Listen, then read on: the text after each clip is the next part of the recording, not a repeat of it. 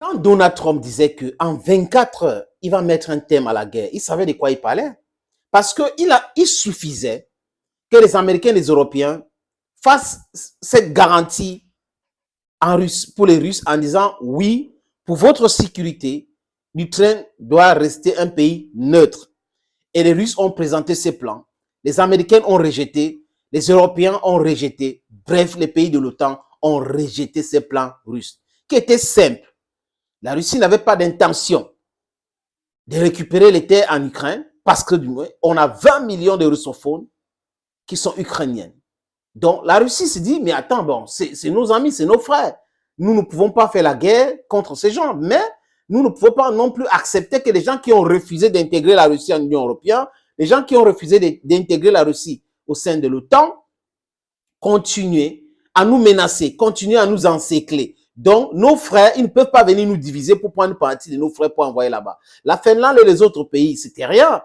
Mais l'Ukraine, c'est le sang russe. Bon sang, c'est 20 millions de personnes, 20 millions d'armes que l'Occident voulait retourner contre la mère patrie. Et Poutine, et les ministres en Russie, les généraux ont dit, mais ce n'est pas possible. Ça, c'est une ligne rouge. Il ne faut pas franchir cette ligne rouge. Vous avez fait un coup d'État en 2014. Vous avez continué à acheter l'Ukraine, à contrôler l'économie ukrainienne, à faire des simulacres des élections, à imposer des gens comme Zelensky et autres. Ça y est, c'est bon maintenant. Garantissez-nous que vous n'allez pas mettre l'Ukraine dans l'Union européenne ou même à l'OTAN, dans l'OTAN. Mais les gars ont dit non, non, l'Ukraine c'est un pays indépendant. Non, mais pendant cette tension, on est pléniché. Parce que Cuba est en train de signer les accords de coopération militaire avec la Chine.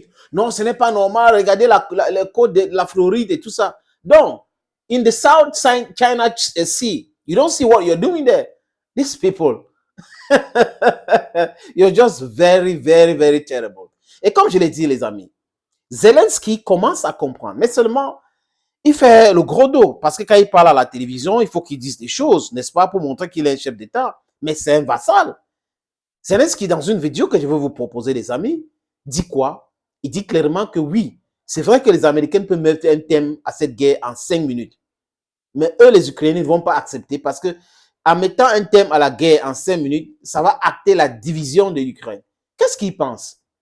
Zelensky, quelque part, pense que les Russes vont laisser les terres qu'ils ont arrachées et les Russes qui sont morts là, pour rien, n'est-ce pas? Ce n'est pas possible.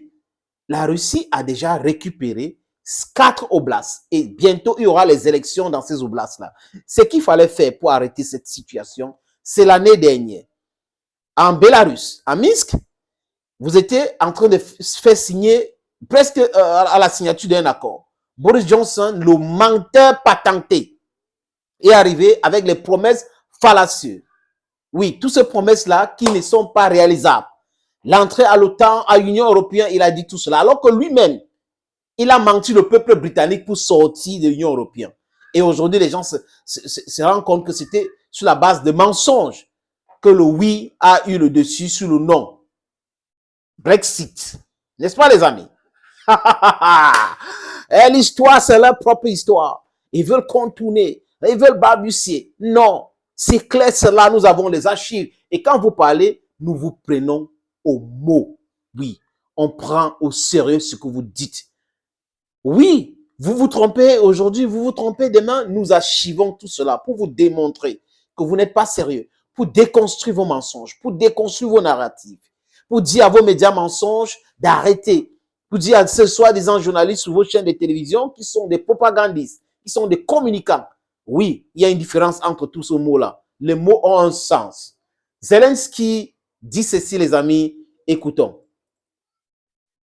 If we are talking about ending the war at the cost of Ukraine, in other words, to make us give up our territories, well, I think in this way Biden could have brought it to an end even in 5 minutes. But we would not agree. Biden would have ended it even in 5 minutes, but we would not agree.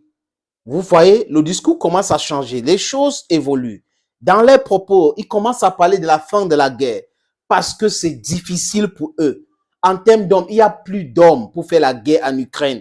Ils sont en train de prendre les gens dans les rues et tout ça, mal formés pour mettre les gens de 70 ans. C'est le colonel Douglas qui explique ça mieux, les amis. C'est un Américain, il explique ça mieux ce qui se passe actuellement en Ukraine. C'est que les Ukrainiens n'ont plus d'armée.